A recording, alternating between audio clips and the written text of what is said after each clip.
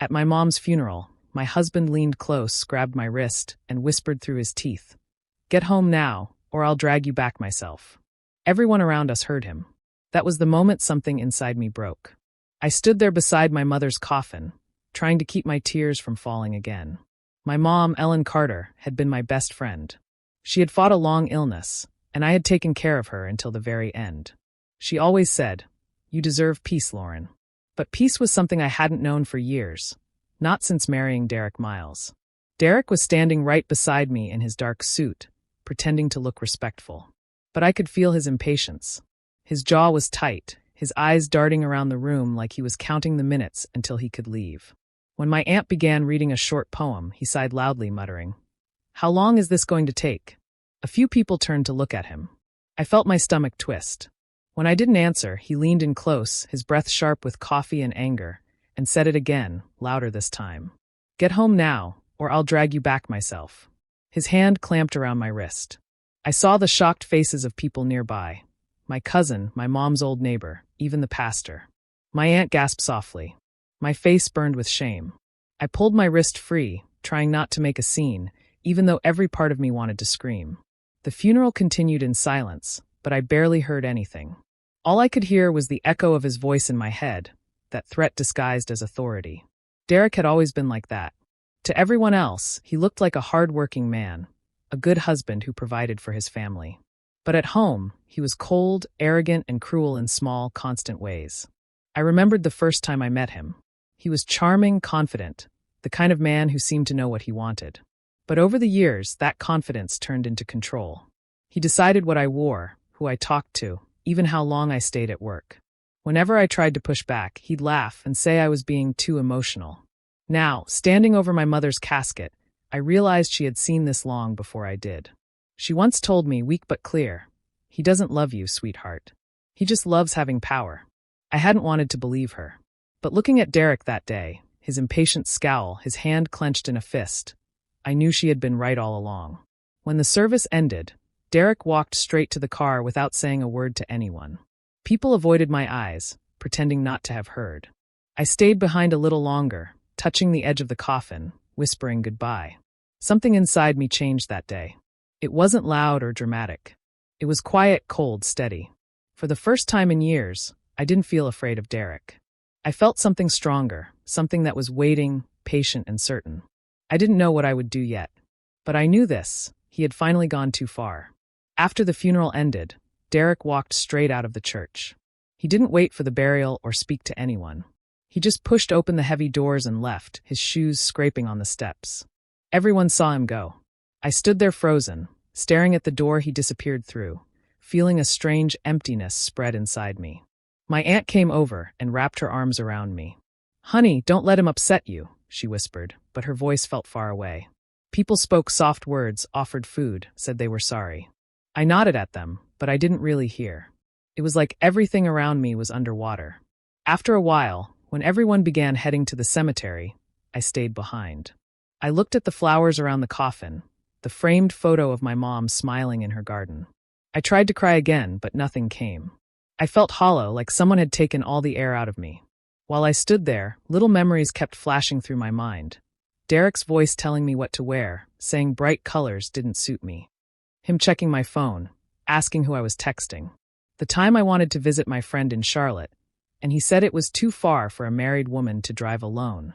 I had believed it was just his way of caring, of protecting me. Mom had seen it differently. She'd warned me so many times. "He doesn't love you, Lauren," she'd said one evening after Derek left the hospital in a bad mood. "He owns you. There's a difference." I'd told her she was overreacting, that he just wanted the best for me. Now, standing in that silent room, her words rang in my ears like a bell that wouldn't stop. When I finally left, the sun was low, turning the sky orange and pink. Derek's truck was gone from the parking lot. I drove home slowly, gripping the wheel hard. Every mile felt heavier than the last.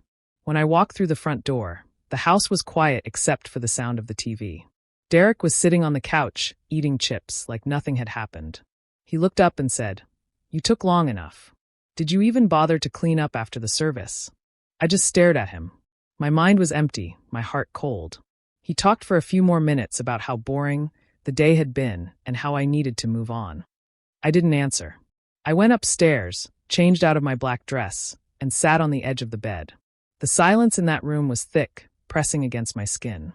I felt trapped inside it, but at the same time, I didn't want to break it. I didn't cry. I didn't scream. I just sat there, staring at the wall, realizing that my mother was gone. And so was the part of me that still made excuses for him. The next morning, Derek acted like nothing had happened. He poured his coffee, turned on the news, and asked if I planned to mope around all week. When I didn't answer, he laughed and said, "You were so dramatic at the funeral, Lauren. Everyone could see it." I stood by the counter, holding my cup, staring at the steam. I didn't trust myself to speak. He kept talking, his voice calm, almost bored. "She's gone," he said. "You need to get over it. People die. That's life." Then he grabbed his keys and left for work, whistling like he hadn't just ripped open a wound. For a while, I just stood there, feeling that same emptiness again. But under it, something new had started to grow, a quiet anger that I couldn't push down anymore. Over the next few days, I noticed small things that didn't sit right. Receipts for restaurants I'd never been to. Gas charges in towns he never mentioned visiting. One night when he came home late, I smelled a faint perfume on his jacket. Something floral, too sweet to be mine. When I asked where he'd been, he said he was working late at a client's house. I didn't argue, but I didn't believe him either. The next morning, I found a folded napkin in his jeans pocket with a lipstick stain on it. When I held it up, he laughed. "You really need a hobby," he said. "You're acting paranoid." He snatched it out of my hand, tossed it in the trash, and added, "You're lucky I put up with this." That word, lucky, stuck with me all day.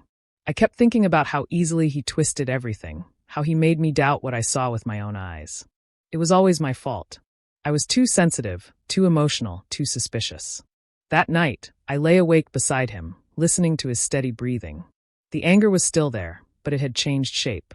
It wasn't loud anymore. It was calm, sharp, like ice forming over water. I started to notice every word he said, every lie that sounded too smooth. I began keeping quiet notes in my mind. The time he got home. The way he avoided looking at me when I asked simple questions. The smell of perfume. The new shirt he hadn't told me about. The cash withdrawals that didn't make sense. I started keeping a small notebook in my purse, pretending it was for grocery lists. Inside, I wrote single words: perfume, cash, late again. Each page felt like a step out of the fog. When Derek looked at me, he still saw the same obedient wife who would forgive him no matter what.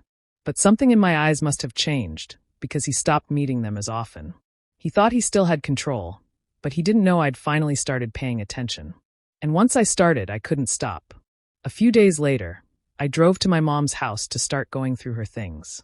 The place felt strange without her. The air still smelled faintly of her lavender lotion, and her reading glasses sat beside the couch, like she might come back any minute to pick them up.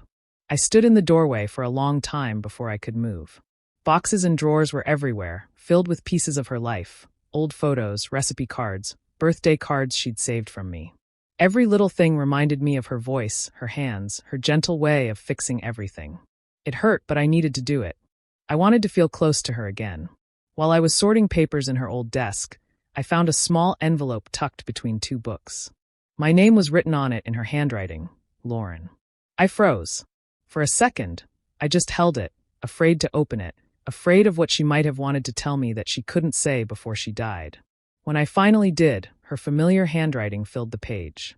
She had written, "If you ever feel trapped, the cabin is yours. No one can hurt you there." My hands shook as I read it. I could hear her voice so clearly in my head, calm and loving. I remembered the cabin, an old wooden place near the Blue Ridge Mountains. We used to go there in the summers when I was little. She always called it her quiet place. There was another envelope inside. It held the deed to the cabin and a note from her lawyer confirming a small savings account in my name. I stared at it for a long time. Even after she was gone, she was still taking care of me, still giving me a way out that I hadn't known I needed. Tears finally came, slow and heavy.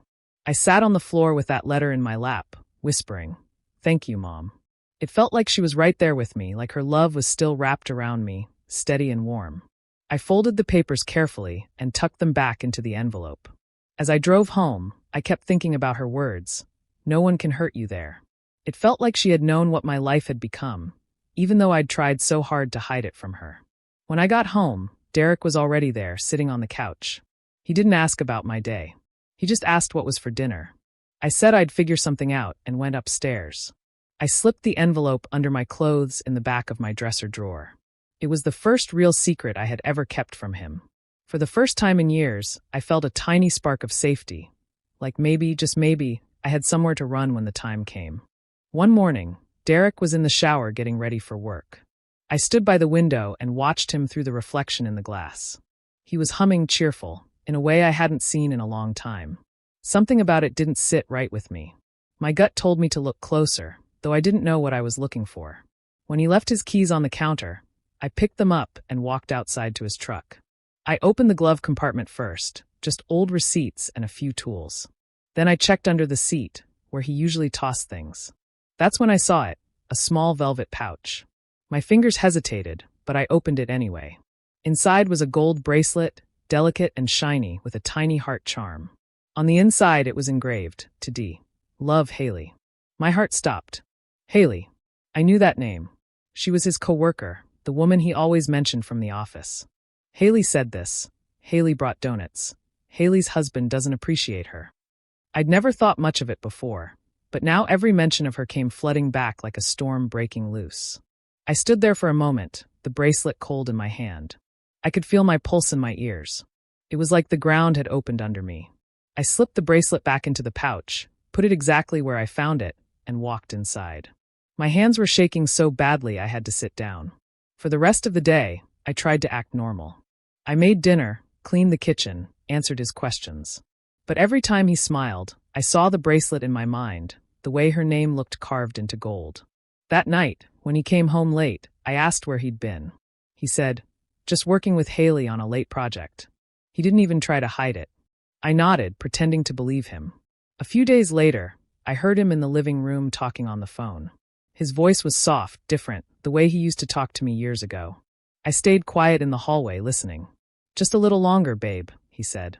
Once Lauren gets her mom's inheritance, we'll have what we need. I promise. My stomach dropped. My knees nearly gave out. He hadn't just been cruel, he had been waiting. Waiting for my mother to die, waiting for what she left behind. I pressed my hand over my mouth to keep from making a sound. When he hung up, I walked quietly back to the bedroom and sat on the edge of the bed. I stared at the wall for a long time, not even crying. The tears wouldn't come. It was too deep for that. What I felt wasn't sadness anymore. It was something sharper, heavier. In that moment, I realized Derek hadn't just broken my heart. He had been planning to destroy me. And I wasn't going to let him. The next morning, I woke up before Derek. He was still asleep, his arm thrown over the pillow, looking peaceful. I lay there for a while, staring at him, feeling nothing. No anger, no fear, just a calm emptiness. I knew what he was doing now, and I knew I had to be smarter. When he finally woke up, I smiled at him like everything was fine. I made coffee, packed his lunch, even kissed his cheek before he left. He looked surprised, almost suspicious, but then he smiled, thinking he still had me fooled. That was exactly what I wanted. Over the next few days, I played the role of the perfect wife. I laughed at his jokes, made his favorite dinners, and listened when he complained about work. I nodded and smiled while, inside, I was counting down the days. Each time he left for work, I quietly packed a few things. A sweater, some photos, my mom's jewelry, important papers. I placed them in a small box in my car trunk, then drove them to the cabin. The road was long and quiet, surrounded by trees. Each trip felt like I was breathing again, like I was moving a little closer to freedom. The cabin looked the same as I remembered, small, peaceful, tucked away in the woods. My mom had filled it with love years ago, and it still felt like her. I left my things there carefully, hiding them in the closet. I didn't stay long. I didn't want Derek to wonder. One afternoon, I drove into town to meet a lawyer, my mom's old friend, Mr. Harper. He had known me since I was a kid. I told him I wanted to make sure the cabin and the savings account were in my name alone. He looked at me for a long time, like he could see the truth in my eyes, then nodded. Your mom would want you to be safe, he said quietly. By the end of the meeting, everything was secure. Derek couldn't touch a cent of it. That night, Derek came home angry about something at work.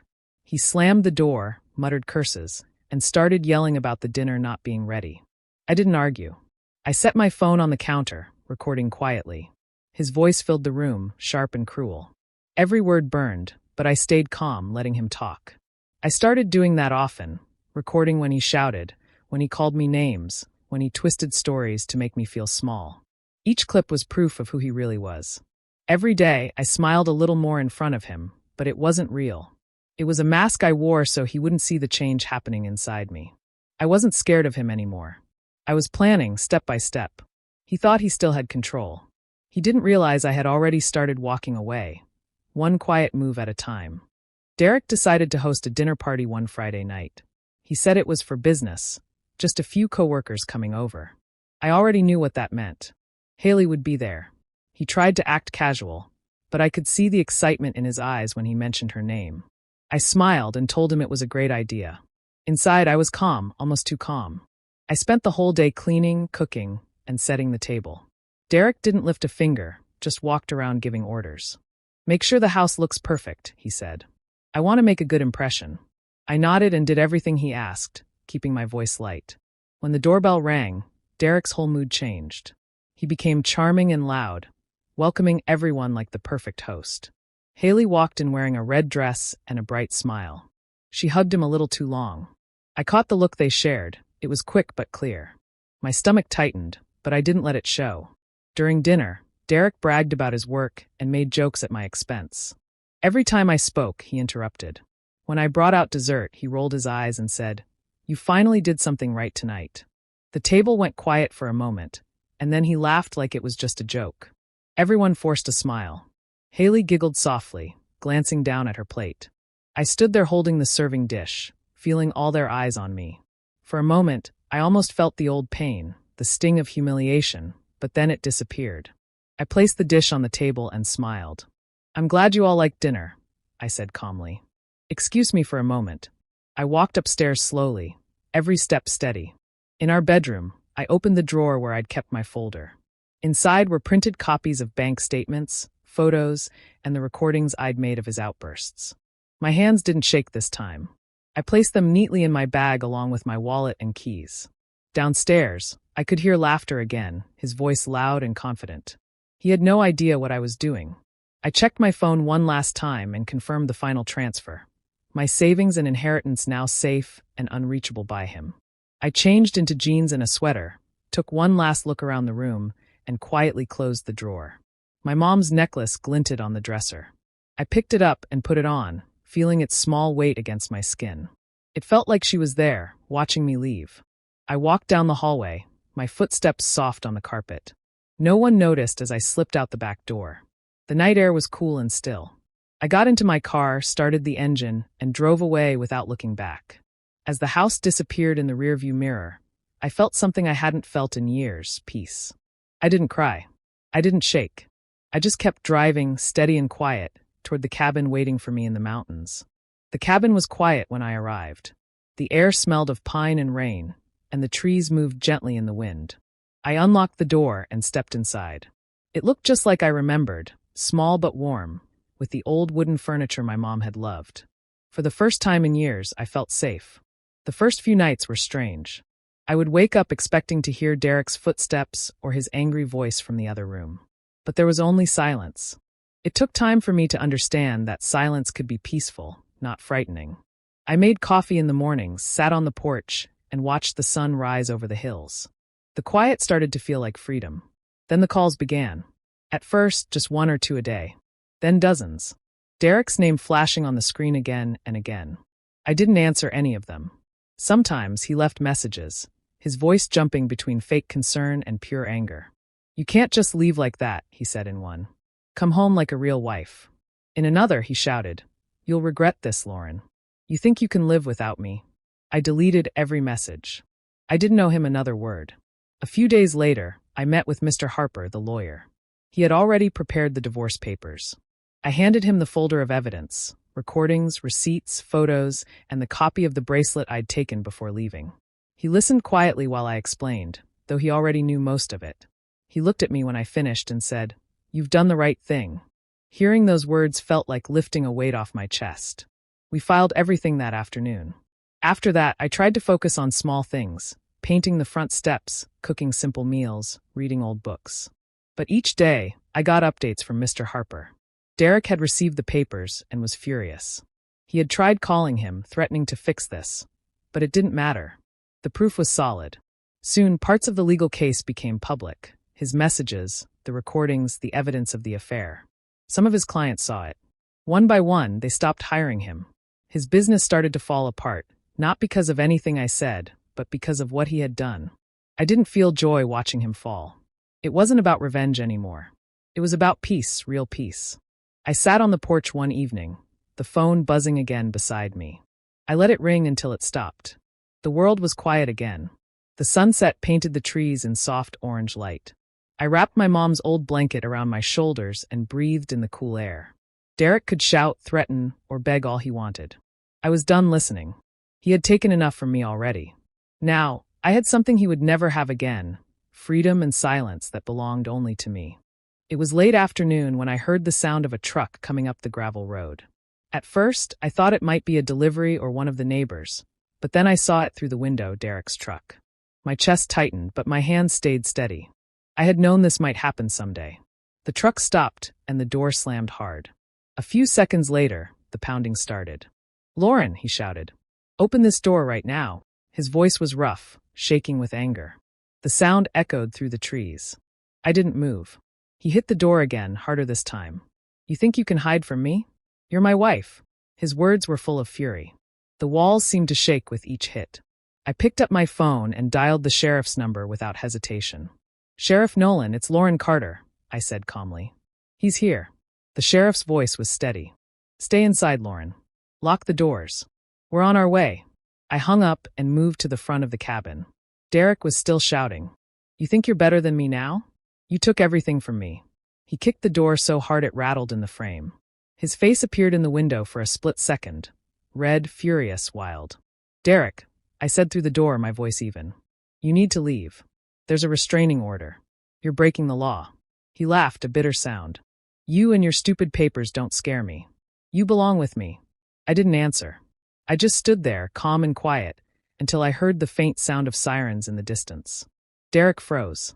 The sound grew louder, closer, until flashing blue lights cut through the trees. 2 sheriff's cars pulled up behind his truck. Derek turned, yelling, "This is my wife. She can't do this." But the deputies didn't listen. Sheriff Nolan, an older man with kind eyes, stepped forward. He had been my mom's friend for years. "Derek Miles," he said firmly, "you're under arrest for trespassing and violating a restraining order." Derek tried to argue, but the deputies were already pulling his hands behind his back. His voice turned desperate, shouting my name like it would change something. I opened the door then, just enough to step onto the porch. He looked at me, his face a mix of anger and disbelief. For a moment, I almost saw the man I used to love, but then I remembered everything he had done. I stood tall, met his eyes, and said quietly, "You dragged me down long enough. Now you can drag yourself out." He stopped shouting. The deputies led him to the car. The truck's engine went quiet, and the woods fell still again. I stayed there until the sirens faded. The evening air felt cool against my skin. I closed the door, locked it, and let out a slow breath. For the first time, I truly believed it was over. The grass was green and soft under Lauren's shoes as she walked toward her mother's grave. The air smelled of spring, fresh and calm after the rain. She carried a small bouquet of daisies, her mother's favorite, and knelt down in front of the simple headstone that read Ellen Carter, beloved mother and friend. For a long moment, she just looked at the flowers, her hands resting in her lap. The world was quiet except for the rustling of the leaves. Then she spoke, her voice low but steady. "I finally came home, Mom. You were right about him." The words didn't come with tears this time. There was sadness, yes, but also peace. She brushed a bit of dirt off the stone, tracing her mother's name with her fingers. "You told me one day I'd be strong enough to walk away. I didn't believe you back then, but I do now." A light breeze moved through the trees, and for a moment, it felt like her mother was there, smiling somewhere close. Lauren smiled too, small and soft, then placed the daisies neatly at the base of the grave. On the drive back to the cabin, the sun broke through the clouds. The light spilled across the road, warm and golden. The cabin came into view between the trees, looking peaceful and alive. Inside, everything was simple but full of warmth. The walls were lined with old photographs, her mother in the garden, laughing with a young Lauren on her lap. A quilt her mom had sewn years ago was folded neatly on the couch. The place smelled like pine wood and coffee, like safety. She made herself a cup of tea and sat by the window, watching the sunlight dance across the floorboards. The mountains stood tall outside, silent and steady, the same way they had been her whole life. There were still moments when she felt the scars inside her, but they didn't hurt the same way anymore. They were reminders, not of pain, but of what she had survived. She thought of Derek sometimes, but only in passing, like a shadow from a story that no longer belonged to her. He had tried to control her, to break her, to make her forget who she was. But he had failed. Lauren looked out at the horizon, her fingers wrapped around the warm mug. A small smile touched her lips as she whispered, "He tried to drag me home, but I found my way instead."